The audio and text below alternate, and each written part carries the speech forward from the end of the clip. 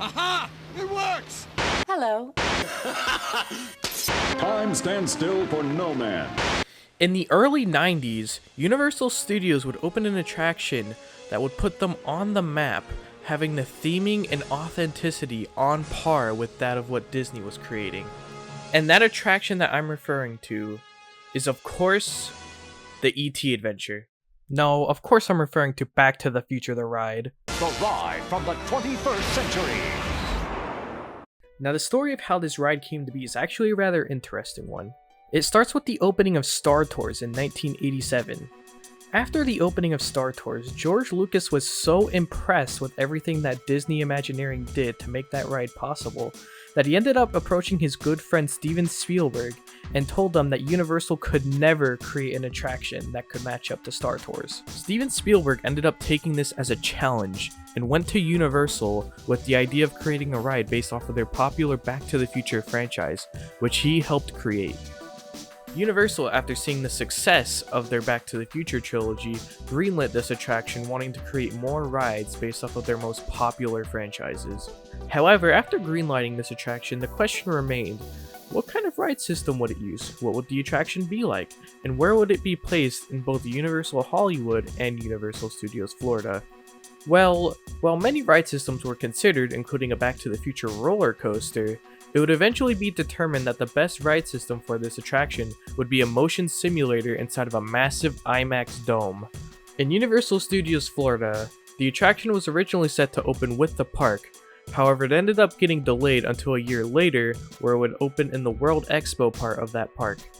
In Universal Studios Hollywood, the attraction replaced the Battlestar Galactica attraction, which was a part of the Universal Studios Studio Tour at the time. Back to the Future the ride would open at Universal Studios Florida in 1991 and Universal Studios Hollywood in 1993.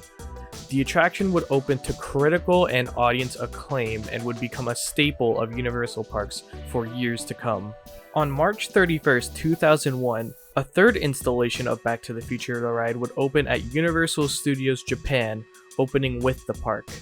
Back to the Future the ride would be a popular attraction in all three parks it was featured in for a good few years. However, in a time period from the early 2000s to the late 2010s, Universal would begin a process where they would replace all their old attractions based off of their classic films with new attractions based off more popular and profitable franchises.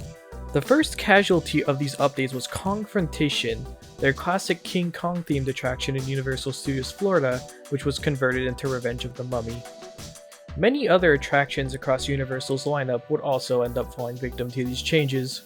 E.T. in Hollywood would also end up being converted into Revenge of the Mummy, Backdraft would close to make way for Transformers the Ride, Ghostbusters was replaced by Twister, which would then be replaced by Jimmy Fallon. Alfred Hitchcock's Art of Making Movies was replaced by Shrek 4D, Beetlejuice and Earthquake would be replaced with, I dare not speak its name, Terminator 2 3D would be replaced by Minion Mayhem, Madagascar at Universal Singapore would also be replaced by Minion Mayhem, Hanna-Barbera was replaced by Jimmy Neutron, which would then be replaced by Minion Mayhem. I believe I'm starting to notice a pattern here.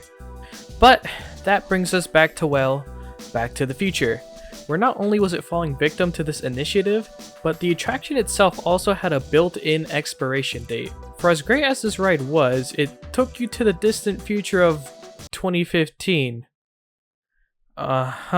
Universal was looking at two different properties to replace it. One of them was Fast and the Furious, and the other was The Simpsons. But Universal ended up leaning towards The Simpsons over Fast and Furious. And so, in both Universal Studios Hollywood and Universal Studios Florida, the ride would close in 2006, and in its place would come the Simpsons ride. However, to this day, there are a few relics that point towards the original attraction that came before it. For one, if you pay attention in the pre-show of the Simpsons ride, you'll actually see a fun little tribute to the original attraction with a bit involving Doc Brown. And finally, to this day, you can still see Doc Brown as a walk-around character, and on his lab coat you can see the Institute of Future Technology, which is his company that is original to this attraction. Though, that begs the question, what replaced Back to the Future the ride in Japan? Oh my god, you've got to be kidding me.